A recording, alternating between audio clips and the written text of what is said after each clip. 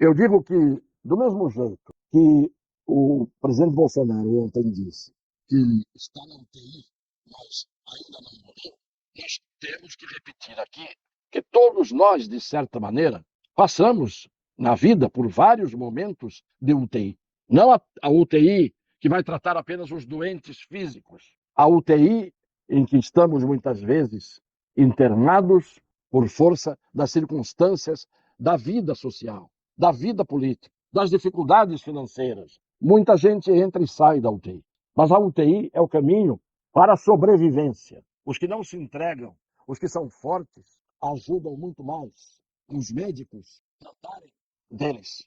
Assim, na vida, nós não podemos depender apenas da ajuda dos outros. Temos que ajudar os outros a nos ajudarem. E ajudarmos aos outros também é fundamental. Pois bem, o pior é que não é só da UTI que as pessoas podem renascer. Eu dou um exemplo. O presidente Bolsonaro disse: estou na UTI. Há pouco tempo, o Luiz Inácio da Silva estava na prisão e sobreviveu, renasceu com os remédios de uma medicina duvidosa. Mas o fato é consumado. Ele sobreviveu. E a diferença entre a UTI e a prisão está apenas no motivo que leva um para a UTI, muitas vezes uma grande injustiça política, e o que leva o outro para a prisão. Muitas vezes os crimes, as infrações à lei que são cometidas. Pois há gente que é capaz de tirar da prisão muita gente. Eu precisaria só um minuto, se possível, do celular para mostrar como funciona isso. Vamos mostrar como funciona isso. Aqui, vejam um exemplo. Uma lista. Daniel Silveira, uma lista só para ter uma ideia. Daniel Silveira preso. Bolsonaro condenado. Deltan Dallagnol cassado. André do Rep solto. José Dirceu solto. Luiz Inácio solto. Fiordelis solta. Chico Rodrigues solto. Renato Duque solto. Delúbio Soares solto. João Santana solto. Paulo Roberto Costa solto. André Vargas solto. Léo Pinheiro solto. E a lista não acaba. Vai indo, vai indo, vai indo. E no final, comandando, passando, que é muita gente, no final, Renan Calheiros, engavetado. José Serra, processo engavetado. Michel Temer, engavetado. Alckmin, engavetado. Guido Mantega, engavetado. Rodrigo Maia, engavetado. Gleisi Hoffmann, engavetado. Eunício de Oliveira, engavetado. Eliseu Padilha, engavetado. Moreira Franco, engavetado. Jacques Wagner, engavetado.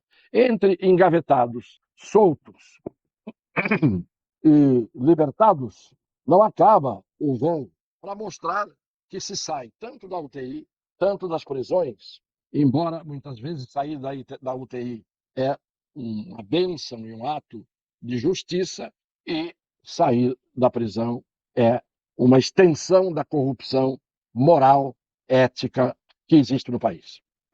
Então eu quero, antes de tudo, apresentar aqui um trechinho de uma live, depois eu comento, que nós vamos colocar no ar para depois fazer uma reflexão em cima. O Bolsonaro falando ontem o que ele disse no programa Pânico, da Jovem Pan. Eu tô na UTI, eu não morri ainda. Alguém já vai querer dividir o meu espólio, tá certo? Eu tô na UTI, eu não morri ainda. Alguém já vai querer dividir o meu espólio, tá certo? É o que ele disse ontem. Alguém já está querendo dividir o meu espólio. É aquela história daqueles que brigam pela herança antes de o de cujos virar defunto. De cujos e defunto é a mesma coisa. Bem, o importante é que muita gente me pergunta o que é que pode ser feito no caso da condenação do presidente Bolsonaro pelo TSE, do ponto de vista jurídico. Bom, a decisão foi absurda do ponto de vista jurídico. Eu não estou falando do ponto de vista político. Eu estou dizendo quem é que está sendo morto, quem é que está sendo ressuscitado, quem é que está sendo preso, quem é que está sendo libertado. Eu estou falando da situação geral que nós conhecemos, da história contemporânea do Brasil. Pois bem, o que pode ser feito? Recurso para o STF. Recurso para o STF adianta alguma coisa? Pode não adiantar, e tudo indica que não vai adiantar, porque nós conhecemos o STF e a posição do STF atual, não de hoje, em vários casos e em todas as circunstâncias. Mas o recurso teria cabimento e teria impacto também pelo aspecto seguinte: o Bolsonaro foi condenado porque colocou em questão as urnas. Mas todo mundo já viu, já é de divulgação geral, ninguém mais hoje contesta, que as urnas foram colocadas em questão, primeiro pelo próprio PT tempos atrás, depois pela Simone Tebet, que é ministra hoje do governo, depois pelo Gilmar Mendes, em pronunciamento no Supremo Tribunal Federal, depois pelo Flávio Dino, este ministro da Justiça que está aí. E nós vamos mostrar, não apenas o Twitter que nós mostramos ontem, em que ele dizia da sua desconfiança em relação às urnas eletrônicas, nós vamos mostrar uma fala dele depois de uma eleição ocorrida no Maranhão. Meu querido Bill, por favor. Como relator da reforma eleitoral, parecia premonição, eu dizia, acolhendo uma proposição do PDT, de que havia necessidade de aprimorar o sistema de urnas eletrônicas no Brasil. E essa eleição, a qual eu vivenciei um ano depois, quer dizer, um ano atrás eu já pensava assim, e hoje tive a oportunidade, não gostaria de ter tido, mas tive a oportunidade de ser vítima de um processo que precisa ser aprimorado, precisa ser melhor auditado, precisa ser melhor acompanhado, que é o sistema das urnas eletrônicas. Esse que os senhores estão vendo aí é o senhor Flávio Dino, embora não pareça, comparando a sua figura nesse vídeo com a realidade física dele de hoje. Pois bem, se todas essas pessoas puderam desconfiar impunemente, livremente, impunemente sim, porque é um direito constitucional, ninguém tem que ser punido por desconfiar daquilo que desconfia. Pois bem, se todos esses não sofreram consequências, se todos esses não têm nenhum motivo para ter mudado de ideia, senão conveniências políticas e ideológicas, o argumento fundamental é por que o ex-presidente da República é condenado, porque simplesmente quis falar sobre o problema das urnas a embaixadores estrangeiros, quando o próprio ministro do TSE, Fachin, tinha chamado um mês antes os embaixadores estrangeiros para falar das urnas eletrônicas. Então, o único que não poderia tocar no assunto urnas eletrônicas era o ex-presidente da República. Por esse argumento, pelo princípio da equidade, da aplicação da justiça, da jurisprudência que está no ar, visível. É claro que o Supremo, sob pena de fazer um papelão e tomar uma atitude vergonhosa, ele não levaria em consideração tudo isso que está aqui. Porque, eu repito, as urnas eletrônicas foram alvo de tantas desconfianças que o TSE mandou também que várias entidades fossem examinar o processo e pediram às Forças Armadas que o fizessem. E as Forças Armadas apontaram que elas não eram inteiramente confiáveis. E eu quero deixar claro que eu não estou falando das urnas eletrônicas porque eu estou querendo invalidar a eleição ocorrida no ano passado e que elegeu Luiz Inácio da Silva. Eu estou querendo mostrar o direito, como funciona e como as pessoas são tratadas por um direito de um lado e por um torto do outro. As pessoas não são tratadas igualmente perante a lei. A Constituição diz que todos são iguais perante a lei. Por que só se pega uma pessoa que não fez nada ilícito e condena-se essa pessoa? E todas as outras que ajudaram a condená-lo tiveram o mesmo comportamento que ele teve. É contra isto que eu estou falando, para deixar bem claro aqui. Eu não estou questionando as eleições do ano passado.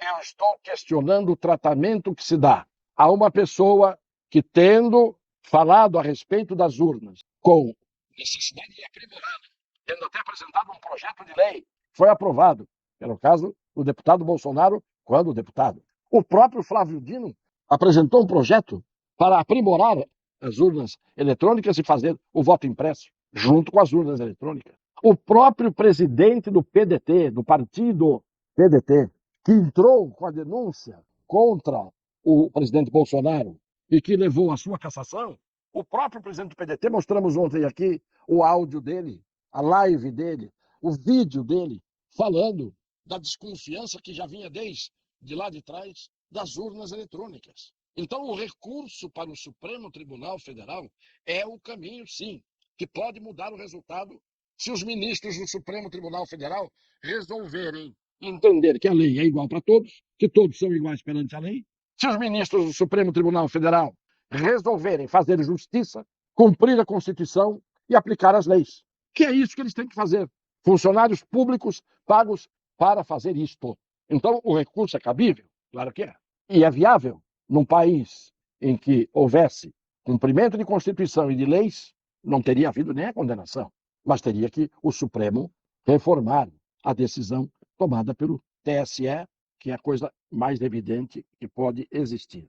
E mais ainda, se o Supremo decidir contra, ainda caberá uma revisão criminal, que deve ser interposta no próprio Supremo, para ele rever de novo a sua decisão.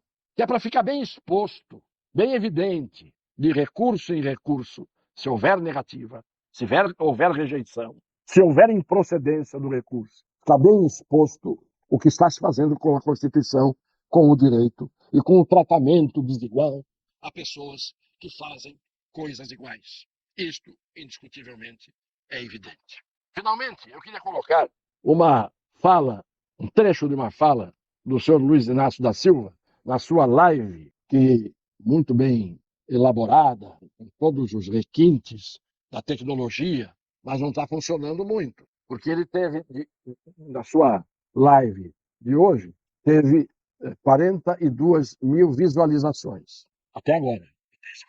Nós, com a nossa livezinha de ontem, tivemos 29 mil visualizações, e de uma audiência altamente qualificada, que eu digo sempre. Pois bem, olhem o que ele disse na live, conduzida por alguém pelo qual eu tinha um respeito pela seriedade como jornalista, Marcos Uchoa, da Rede Globo. Largou o ofício e agora é o assessor de imprensa e o entrevistador oficial do presidente. Por aí a gente vê como o jornalismo está cada vez mais parcial, nas caras, diante das nossas caras, e por trás, mais ainda.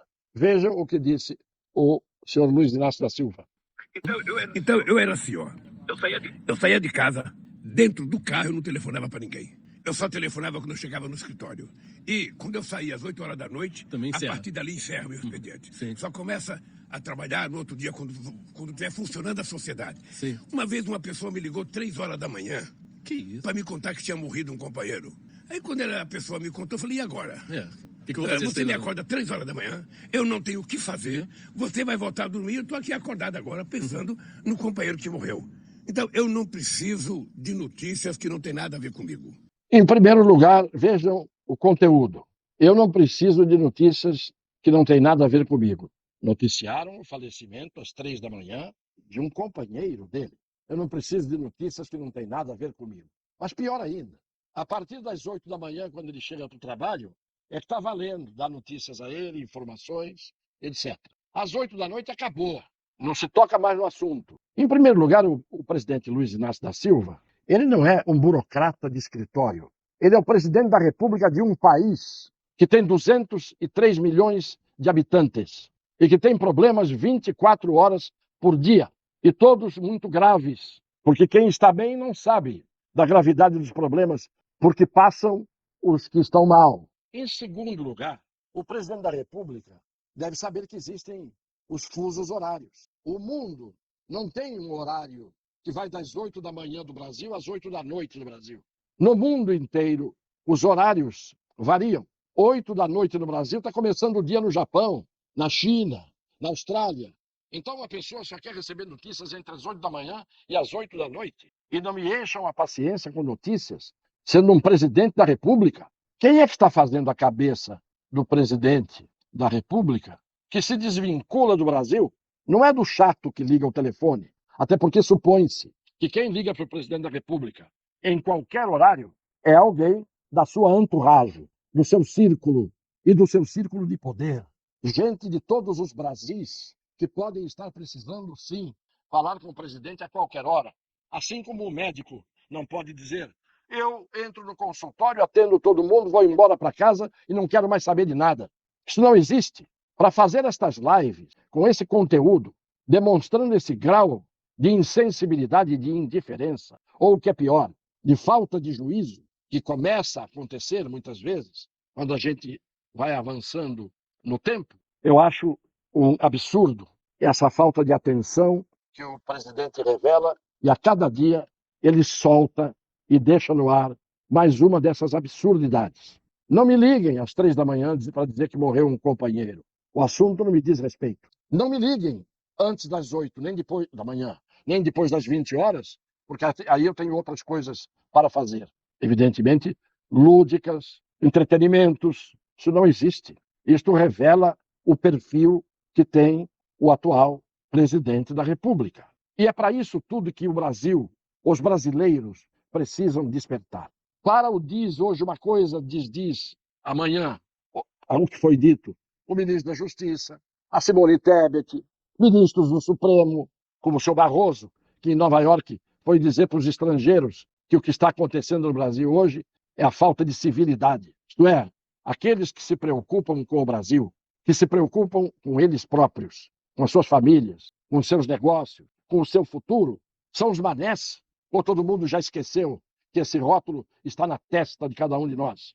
Então nós aqui vamos continuar dizendo o que é que pode o direito fazer para restabelecer a justiça no caso de uma condenação injusta imposta a alguém que fez algo lícito, natural, como outros que o encarceraram ou querem encarcerá-lo fizeram e fazem. Isso tem que mudar. Essas coisas têm que ser alvo da nossa rebeldia. Rebeldia sem violência, rebeldia sem revolução, rebeldia sem sangue derramado, mas rebeldia com a nossa dignidade gritando alto a nossa indignação. Não há mais espaço para silêncio, não há mais espaço para medo, não há mais espaço para covardia, porque quem não tem medo hoje, porque está por cima, na cadeirinha da roda gigante, no topo, parada, a cuspir em quem está na cadeirinha lá embaixo, a roda gigante dá meia volta e a cadeirinha que estava em cima vai estar embaixo. E o alvo da cusparada muda. Isso é a história do mundo, a história das gentes, a história das civilizações, a história da lógica, da vida e do comportamento humano. Um beijo no coração das pessoas de boa fé.